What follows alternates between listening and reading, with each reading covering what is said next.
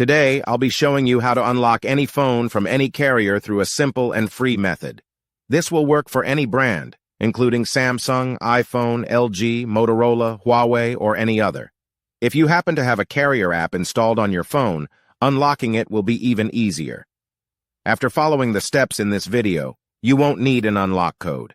Instead, you'll simply wait for a message in the carrier app indicating that your phone has been unlocked. For iPhone users, just connect your device to Wi-Fi, and the unlock should activate.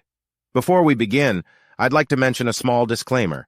The tool I'm about to show you is 100% legal, safe, and free. This tool will also help you get your phone unlocked, regardless of whether it's currently under an active contract with your service provider. By the way, please be very careful with the spam comments left on this video.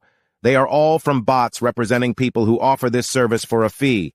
We might be affecting their business since I'm showing you a free method to unlock your phone from carriers.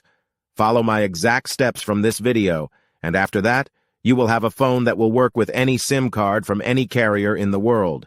With that said, let's start. All right, so grab your phone and insert an unsupported SIM card. That means a SIM card from a carrier other than your original one. After powering up your phone, you'll receive a message asking for an unlock code.